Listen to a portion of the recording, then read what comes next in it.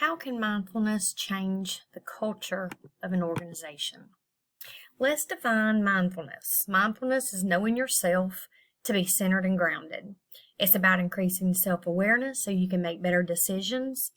Mindfulness starts with the leaders. You cannot create the right conditions if you're not entirely convinced. Leaders must personally embrace mindfulness before trying to encourage a mindful workplace. The first example I put in was leading through inspiration, not expectation. People thrive on what inspires them, not merely what is expected of them. If your employees feel a sense of belonging and see that the leaders of the organization are present and inspirational not only in good times but in bad times, they knew they were important and that the people, came first. As discussed in the book, community projects are a great way to show your employees that as a company, you are invested in them as well as the community they live in. Nothing inspires more than giving back to those that have given to you. My second example would be allowing emotions a role in leadership. We've always been told that emotions should not be allowed in the workplace, that they're taboo to being an effective leader. But mindful leadership practices can train you to notice your emotions and to slow down and recognize the joy and satisfaction of achieving a goal. In other words, take the time to celebrate before moving on to the next goal at hand. Emotions make us human and open us up to feeling a connection with ourselves and those around us, which can have a significant influence on our actions. Being able to understand emotions as leaders allows us to understand the role they play with our employees as well. Being compassionate is part of the 4 fundamentals of leadership excellence and should find its place in the workplace. People want to feel important, and emotions play a huge role in that. Connection is key to cultivating a culture of true mindful leadership. The third example is a culture of mindfulness requires authentic and compassionate leadership. Compassion and kindness in the workplace is another example to build a culture of mindfulness. There are 4 fundamentals of leadership excellence: focus, clarity, creativity, and compassion. By far the most transformative one for an individual, for an organization, and for the community is compassion.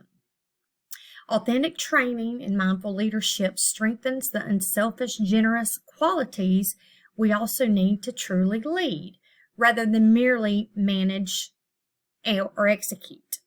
Simple acts of kindness turn into compassion when we make choices to offer words of encouragement or to give someone a compliment. The ripple effect of those words or actions is limitless. A compassionate leader can transform the most challenging workplace, according to Martirano. When others see you as a leader that embodies compassion and kindness, it's contagious, and a whole new culture can be built off those 2 things alone. Wellness programs is another example. Wellness and mindfulness are interrelated. Knowing what and especially how you consume food, entertainment, work, relationships affects your health and focus.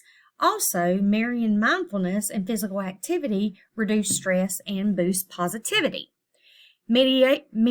Meditation and purposeful pauses play a huge role in the wellness of the mind and body.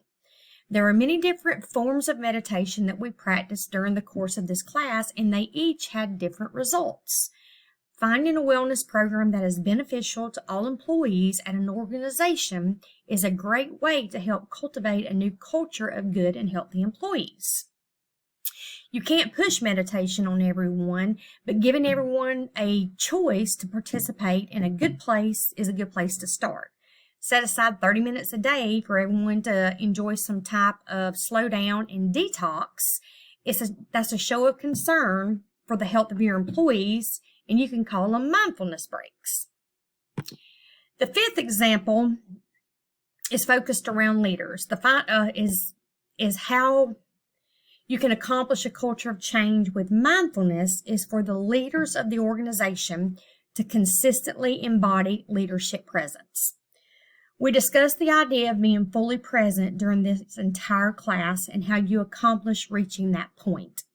In our society today of technology and immediate gratification, reaching that point can be tough for everyone. So what is leadership presence? According to Martirano, it is each person's capacity to be fully present, full present. We feel it and others feel it.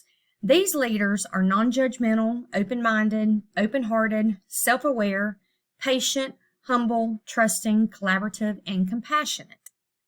We have all been in a situation where we knew the person we were talking to was not there.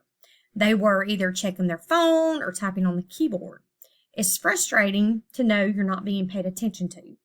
If our leaders can accomplish leadership presence, everyone gains the same qualities, even if you're not in leadership, because all of those qualities are contagious. Last page is my reference.